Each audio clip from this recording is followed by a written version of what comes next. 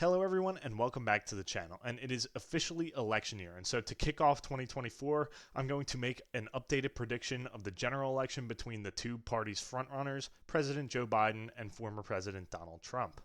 Before I start, I'd like to say if you like my content, subscribe to the channel and turn on the notification bell so you know when we upload, and also leave a like and comment. And with that said, let's get into it. So I'm going to start out how I always do and fill in the solid states for each candidate. And for Joe Biden, those are Washington, Oregon, California, Hawaii, Illinois, Maryland, Delaware, New Jersey, New York, Vermont, New Hampshire, Massachusetts, Connecticut, Rhode Island, Maine at large, and Maine's 1st Congressional District, as well as Washington, D.C. As for the safe states for Donald Trump, those are going to be Montana, Idaho, Wyoming, Utah, North and South Dakota, Nebraska at large and its 3rd Congressional District, Kansas, Oklahoma, Iowa, Missouri, Arkansas, Louisiana, Mississippi, Alabama, South Carolina, Tennessee, Kentucky, West Virginia, and Indiana. So now that we have all of these solid states filled in, I'm going to fill in the likely Republican states, starting with the state of Alaska. So Alaska is a state that has historically been very Republican, but in recent elections has been trending towards Democrats. In every election since 2008 on the presidential level, Alaska has shifted towards the Democrats. In 2020, Donald Trump only won the state by around 10 points. And then in 2022, after the longtime Republican Congressman Don Young passed away, a Democrat was elected to the seat in a special election. And that was for a couple of reasons. One, the ranked choice voting system had Republicans split between two candidates, and so Republicans that voted for one candidate didn't vote for the second one in the second round. And also, the Democrat Mary Peltola is a lot more moderate than Joe Biden is and is able to appeal to Alaska a lot better.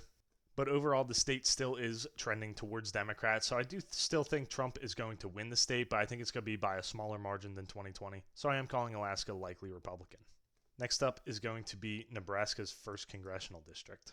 So in 2020, Trump actually won this district pretty convincingly, but when the districts were redrawn in 2022, the 1st district did get less Republican. Not only that, but there are parts of this district that are left trending, so both of these factors are going to hurt Trump in this district. Regardless, I do still see him winning this district by close to 10 points, so I am calling it likely Republican. Next up is going to be the state of Ohio. Ohio is one of the states that Donald Trump flipped in 2016 from Obama. He won it by 8 points in 2016. He won it by 8 points again in 2020.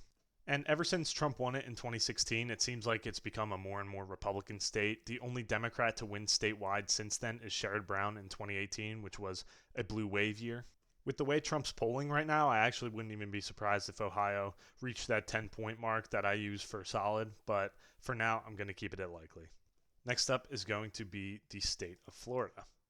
Florida is a state that is very clearly trending towards Republicans. In 2020, it was one of only a few states that actually got better for Trump from 2016. In 2022, it was one of the only states to actually have a red wave. Republicans did great across the board in Florida. Ron DeSantis won re-election by 19 points. Republicans also now have a voter registration edge in Florida, which they didn't have in 2020. So all of these signs are really pointing to Florida becoming a solid Republican state, but I don't think it's quite going to be there in 2024. I think Trump's probably going to win it by 7 or 8 points, so I am calling it likely Republican. Finally, I'm going to fill in Maine's 2nd Congressional District. Trump flipped this district in 2016 by 10 points when it voted for Obama in 2012, and then he won it again in 2020 by a smaller margin by around 7 points. Overall, I do think that Maine as a whole is going to trend towards Biden in 2024, but I think that's mostly going to come from the 1st district, so I am still calling Maine 2nd likely Republican.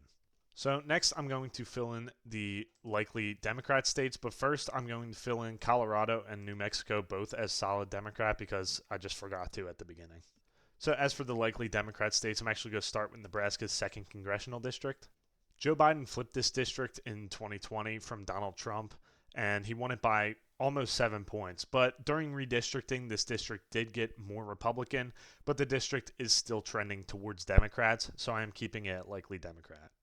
Next is going to be the state of Minnesota.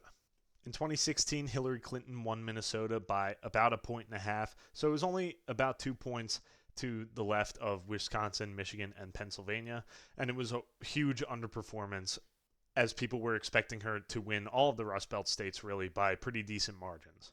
However, that was mostly due to the abundance of third-party vote in 2016, and that showed in 2020 when Joe Biden won the state by over 7 points, when people kind of thought it was going to vote in line with the rest of the Rust Belt. Instead, it voted several points to the left of the rest of the Rust Belt.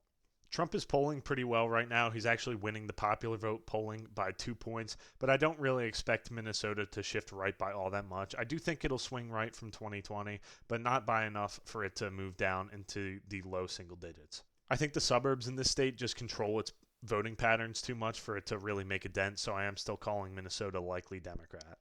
Next up is going to be the state of Virginia.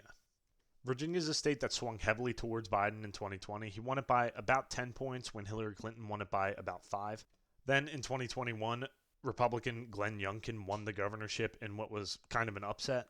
And even in the 2022 midterms, which was in a post-Dobbs environment, Virginia Democrats really didn't do that well. Overall, I think the state is slightly going to swing right, but I do still think Biden's going to win it convincingly, so I'm calling it likely Democrat. So that is all of the likely and solid states filled out. Joe Biden is starting at 226 and Donald Trump is starting at 179. So now I'm going to fill out all of the toss-up states that are left going from west to east, starting with the state of Nevada. So Nevada is a state that has been trending Republican for quite some time now. In 2008, it voted for Obama by a large margin. Then in 2012, it voted for Obama again, but by a smaller margin. Then in 2016, Hillary Clinton only won it by around 2.5 points. And then in 2020, Joe Biden won it by a very, very slightly smaller margin. In 2022, Republicans did pretty well, but still underperformed expectations. Republican Joe Lombardo defeated Steve Sisolak, the incumbent Democratic governor. And Republican Adam Laxalt very narrowly lost to incumbent Senator Catherine Cortez Masto, the Democrat.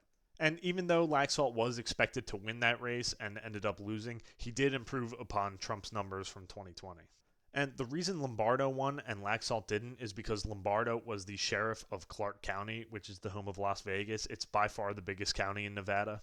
And Lombardo did a lot better in Clark County than Laxalt did, so he was able to win statewide and Laxalt was not.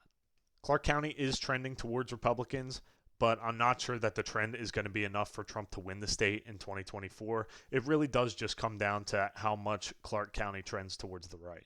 Overall, I do think Trump will do better in the state of Nevada, but I do think he's going to fall short, so I am calling Nevada tilt Democrat. Moving on to the state of Arizona, which is kind of the opposite story of Nevada. Since 2008, it's pretty much been trending towards Democrats. In 2012, Romney won it by close to 10 points, and then in 2016, Trump only won it by 3.5, which was really one of the first signs that Arizona was leaving the Republican column. And then in 2020, of course, Joe Biden very narrowly flipped it from Trump. And the reason Arizona is trending towards Democrats is because of the Phoenix suburbs, which are in Maricopa County. And Joe Biden was the first Democrat to win Maricopa County, I think, since Harry Truman in the 1940s.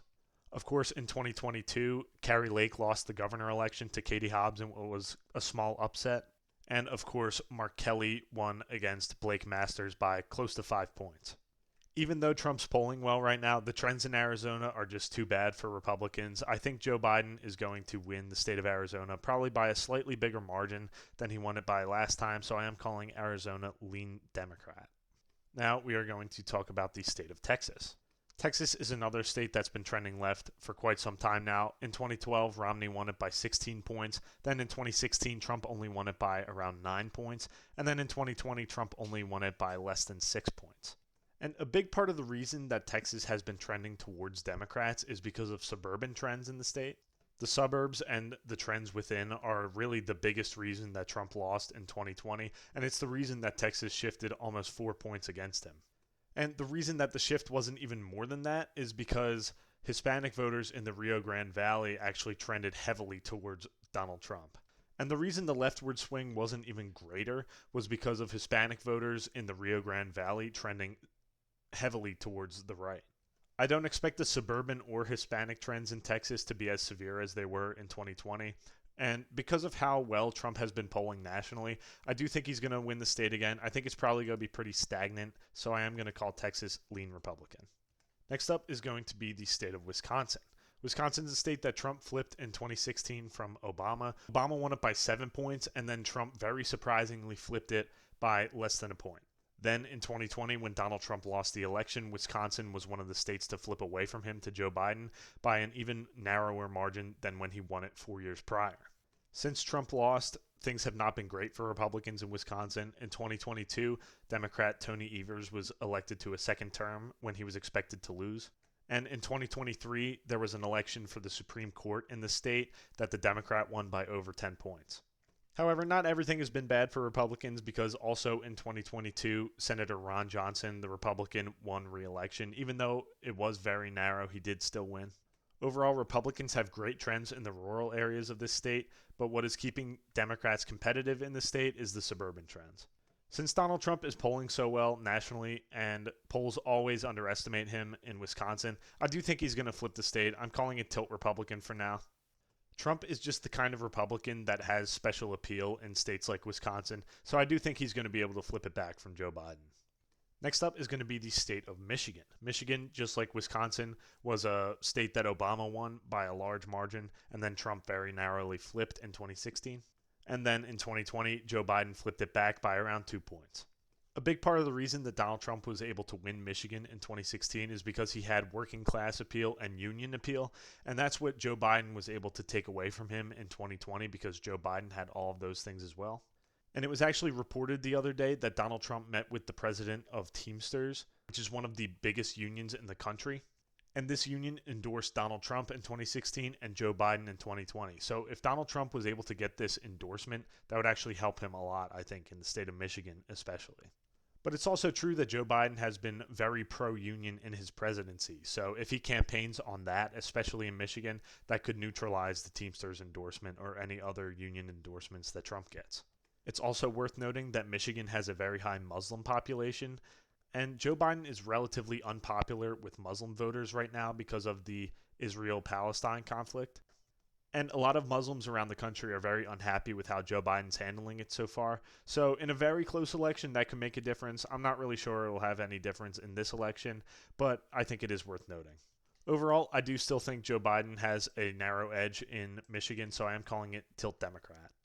Now we're going to move on down to the state of Georgia.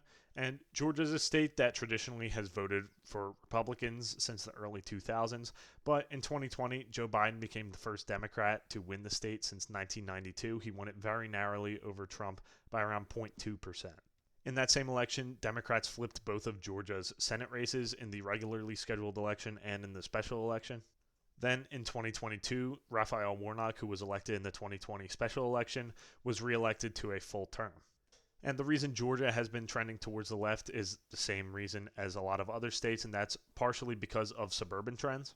Another reason Georgia's trending left is because there's an increasing population of black voters in Atlanta, and black voters overwhelmingly back Democrats. But the state is not totally gone for Republicans yet. In 2022, every office except for the Senate race went Republican by decent margins. Trump is also leading in the polls by over 5 points right now, and even when polls overestimate Republicans, they don't overestimate them by that much. Overall, I do think Trump is going to pick up the state of Georgia, so I am going to call it tilt Republican, but I'm only calling it tilt Republican because of the trends in the state that I think are very favorable to Democrats. I don't think Georgia is going to remain competitive for long. I think Democrats are going to have a secure hold on it in the future, but I do think Trump's going to flip it in 2024. Next, we're going to move on up to North Carolina. North Carolina is a state that's kind of been stagnant, but if anything, it's been trending towards Democrats. In 2016, Trump won it by over 3 points, and then in 2020, he only won it by around 1.5 points.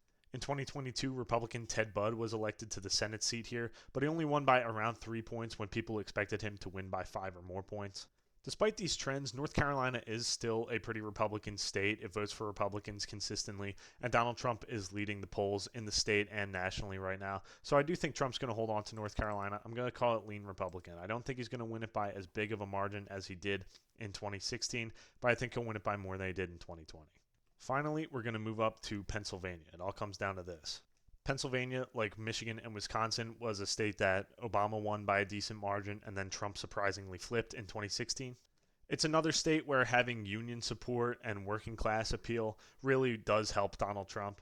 And that's part of the reason that Joe Biden was able to flip it back by just over a point in 2020. And that's the reason that people like Josh Shapiro and John Fetterman were able to win in 2022. Trump does have that working class appeal here, and he only lost the state by a very slim margin in 2020. Now he's leading the polls nationally. He's actually leading the polls narrowly in Pennsylvania too, and Pennsylvania is a state that tends to underestimate Trump's support in the polling. So I do think he's very narrowly going to win Pennsylvania, so I am going to call Pennsylvania tilt Republican.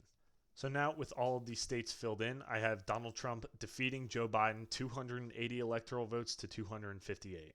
I have Donald Trump flipping Wisconsin, Pennsylvania, and Georgia, and everything else holding from 2020. Overall, this works out to around a Joe Biden +2 popular vote, I'd say. Despite the fact that Donald Trump is leading in the popular vote polling and is leading in the polling in Nevada, Arizona, and Michigan, I don't think those leads are going to hold for a couple reasons. First, the election is really only ramping up now, so people are going to start making up their mind on the two candidates over the course of the next couple months. So I think we'll have a much clearer picture of how the election is actually going to go by the summer. And I do think that undecideds currently are probably going to break more towards Joe Biden. Right now, I think there's a lot of people who disapprove of Joe Biden, who are undecided or saying they're going to vote Trump, who in the end are going to come around to Joe Biden because they are more liberal. But I do still have Trump picking up some of these key states and doing better than he did in 2020, because it's really hard to see how Joe Biden can win re-election right now with how low his approval is. And even though I think the polling will shift more towards him in the coming months, I don't see how he can recover from the deficits he's in right now. And there is still a lot of time left. I mean, we still have 10 months until the election. In that time, things could happen, like Donald Trump getting convicted in any of his various cases that are happening right now, even though I do think that that is unlikely. But for now, I do think that Donald Trump is going to win a second term and become the 47th president of the United States. But anyway, guys, thank you so much for watching. If you like my content, subscribe to the channel, turn on the notification bell so you know when we upload, and leave a like and comment and tell me what you agree with and disagree with and what I can do better. But anyway, guys, thank you guys so much for watching, and have a great day.